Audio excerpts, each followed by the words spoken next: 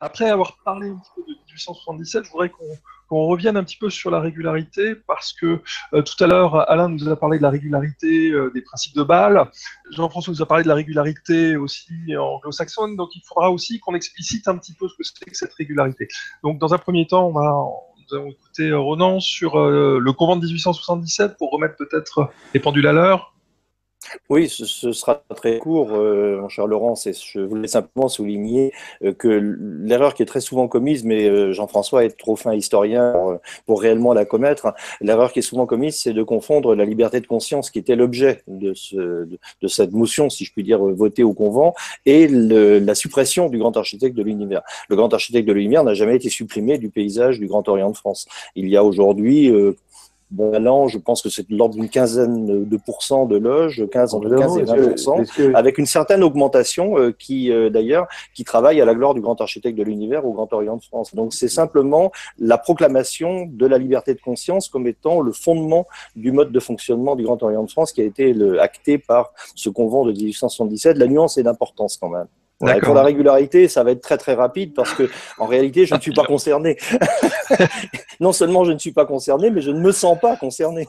Ah bah, parce que le Grand Orient de France a quand même ses propres critères de régularité, il me semble. Bien entendu, ne serait-ce que par son ancienneté, et d'une part son ancienneté, et par le fait également qu'il est le dernier conservatoire de la maçonnerie des origines, de la maçonnerie andersonienne des modernes, à travers le rite français qui est la prolongation directe du rite des modernes.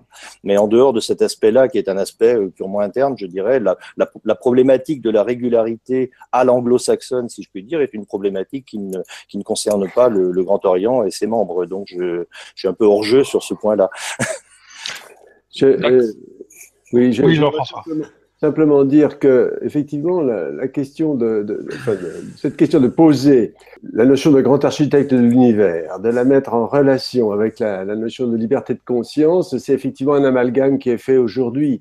Je ne pense pas qu'il soit interdit aux frères du Grand Orient de France de travailler à la gloire du grand architecte de l'univers. À Dieu ne plaise. Voilà, je pense pas, c'est pas interdit, d'accord, mais ça n'est plus non plus quelque chose qui est obligatoire. Alors, voilà. Cette question de est-ce que pour être franc-maçon dans une grande loge qui exige dans sa règle de travailler à la gloire du grand architecte de l'univers, est-ce que c'est une privation de liberté de conscience? C'est peut-être la raison pour laquelle vous avez parlé de liberté de conscience.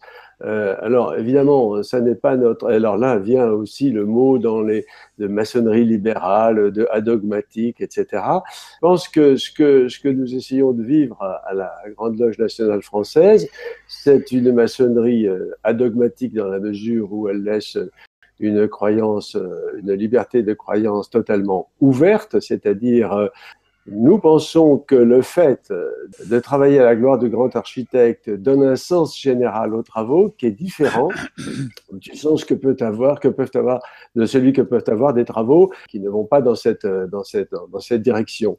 Maintenant, chacun est libre, bien sûr, d'entrer dans cette croyance ou non, si on peut appeler le terme croyance.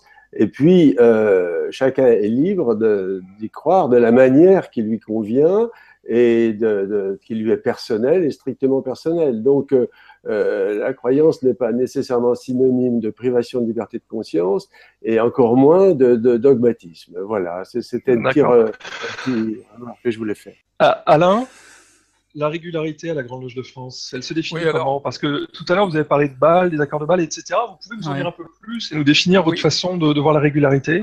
Oui, tout à fait. Simplement, en préambule, et alors très brièvement, je voudrais souligner le fait que lorsqu'on évoque la maçonnerie française, c'est un abus de langage parce qu'il n'y a pas une maçonnerie française, il y a une maçonnerie en France.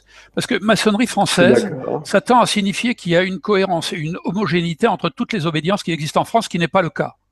Entre le Grand Orient de France, la Grande Loge de France et la Grande Loge nationale française, il y a évidemment une unité maçonnique, puisque nous sommes tous francs-maçons et nous nous reconnaissons comme tels, mais nous pratiquons des rites souvent différents et nos fondamentaux ne sont pas exactement les mêmes. Donc, je suis personnellement, d'ailleurs, c'est moi qui ai fait sortir la Grande Loge de France en 2006 ou 2007, alors que Jean-Michel Quillardet était grand maître du Grand Orient de France, de l'association de fêtes maçonnerie française, franc-maçonnerie française, parce que je considère que franc-maçonnerie française, c'est un abus de langage et que cette association n'existe pas en réalité. Ce qui ne nous empêche pas de nous rencontrer, de nous croiser, de discuter, etc., etc.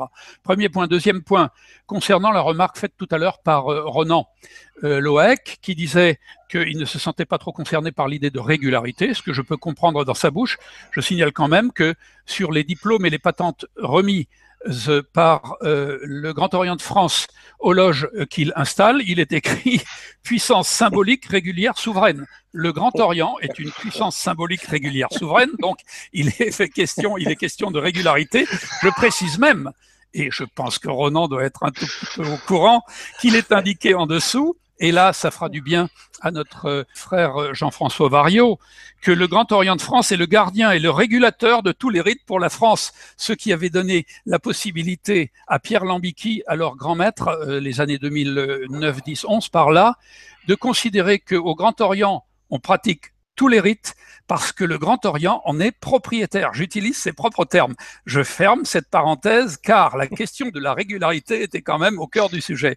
Alors, régularité et accord de Bâle.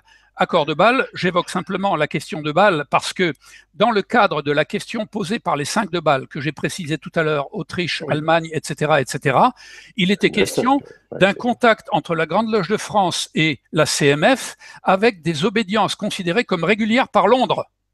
Londres qui se considère comme la Rome de la maçonnerie. Bien, moi je ne vais ni à Rome ni à Londres pour pratiquer ma maçonnerie, et lorsque les 5 de Bâle, en liaison avec la maçonnerie qui se présente comme la seule régulière, et je vais même plus loin, Mother Lodge of the World, Mother Lodge, mère loge de toute la maçonnerie du monde, eh bien il a été question de régularité. Alors pour être très clair, à la Grande Loge de France, la question de la régularité, on ne se la pose même pas. Nous pratiquons une maçonnerie qui fait référence au grand architecte de l'univers, qui prête serment sur le volume de la loi sacrée, l'équerre et le compas, qui interdit les polémiques politiques et religieuses dans les loges, et nous considérons de ce fait que nous sommes dans une maçonnerie régulière.